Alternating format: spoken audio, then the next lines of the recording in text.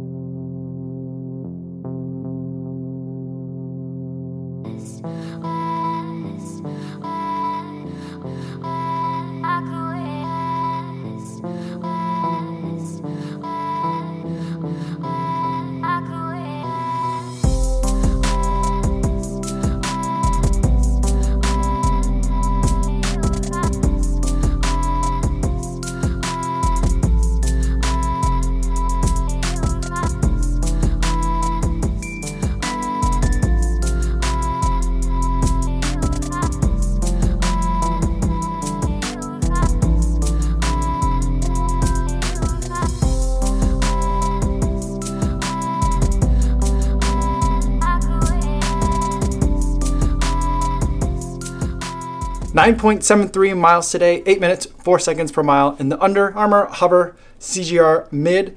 And I had a fantastic time running in these shoes. I've been enjoying them all winter long.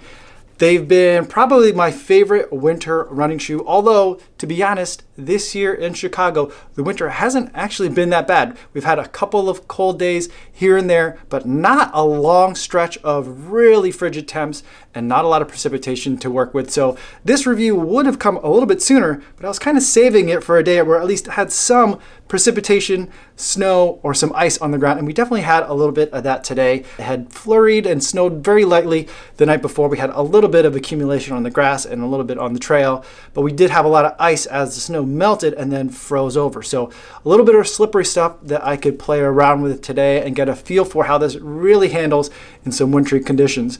So this is my first Under Armour shoe that I've run in. So my first experience with Hovr and my first experience with their CGR, which is Cold Gear Reactive. I'm not sure what the R stands for. Some of the other Under Armour apparel that I have is their Cold Weather React, I think is what they were calling it, at least the jacket that I have. So I'm not sure what the difference is there or if that's just a name change that they had from last year to this year. But this is part of their cold weather series, and I think it does a pretty good job. In terms of keeping me warm, there's a lot of material here to keep the foot warm, keep the air from really ripping through the toes, and then this extra stuff on the heel that covers your ankle. I actually find that I really like it. Even though I have longer socks that are taller than this anyway, I just like having this on here. It feels good to me, and I like having that extra little layer on the ankle. The one thing about this shoe that I don't like so much is I got it a little bit wet today with the wind that we had coming off the lake. Some of the waves are catching up, coming over the shoreline and surprising me on the trail, so my feet did get a little bit wet in here. These don't really do a great job with actual water. When there's water coming over the toes, water will get in there. So I had some water seeping through today and I had to deal with that, and the water wasn't exactly warm. So that was a little bit uncomfortable. Better than a regular running shoe would do, but not as good as some of the other winterized or weatherized shoes that I've worked with. This is definitely not a Gore-Tex covered shoe. But other than that, I really do like it for winter. I've been commuting in it, taking the girls to school and then going to work downtown and then running home in these. So I did most of my miles in this. Run commuting, or a lot of the miles were at my in-laws running on some gravel road in some cold temperatures out there. So I've had a range of experience with this shoe, and I feel like I've got a pretty good sense for what it does. Overall, I would say that this is a really great winter running shoe, and this is the one that I've been recommending a lot to people who have been asking about which one of the variety that I've tried so far this year that I recommend. It's a little bit on the heavy side, but most winterized running shoes are going to be a little bit heavy, so it's not too big a deal. And in terms of the softness, this is probably one of the softer winter running shoes that are out there, but I like that. I like that it's a little bit soft, a little bit mushy, because of the fact that in the wintertime, the ground freezes over and everything just seems a little bit extra hard and brittle. And so having a little extra layer of cushioning is very welcome, and I like it. And I'm not really looking to break any speed records or do tempo runs in the dead of winter. I'm just trying to get out there, get my runs in, and keep my mileage base building up. And so that's exactly the type of responsiveness or lack of responsiveness that I'm looking at for a shoe of this type in terms of winterized shoe and this times of year in terms of the end of December.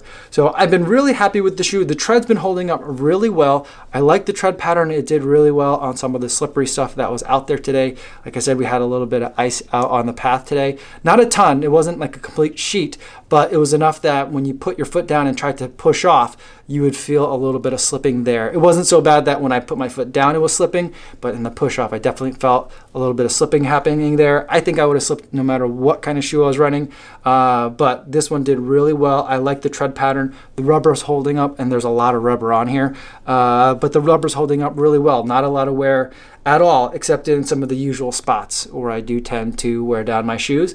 But I'm really happy with how this is looking, and I'm very happy with how it's holding up. One little issue that I have had is on the left foot, the insole keeps sliding around, and it doesn't matter what I do before I start the run or how I try to adjust my foot in the run, which is kind of a tail wagging the dog kind of situation.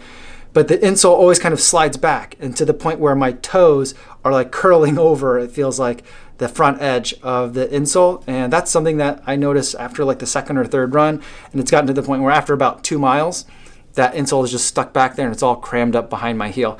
It doesn't really affect my run mechanics or the feel of the shoe that much, but I notice it and it's a little bit bothersome.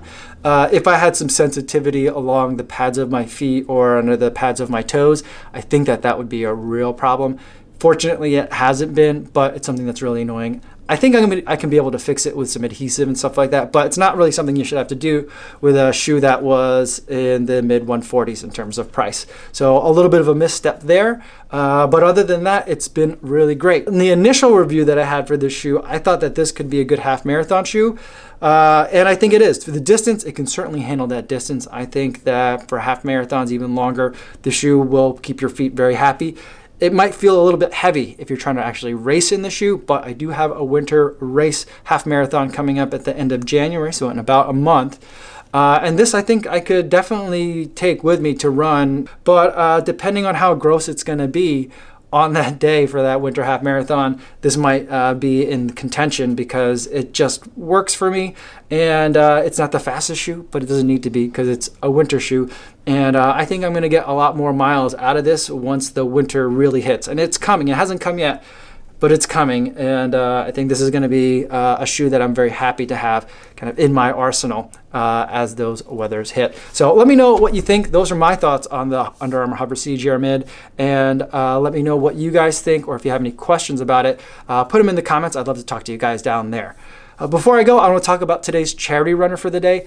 Today's charity runner is Michael Powell, and he's going to be running the 2019 Chicago Marathon for the Crohn's and Colitis Foundation in memory of his grandfather, who was afflicted with IBD. His mother and Michael himself also are afflicted with it, and so this is a foundation and a charity that really is very personal to Michael. So I was very happy to donate $5, and I'll put a link in the description in case you'd like to learn more.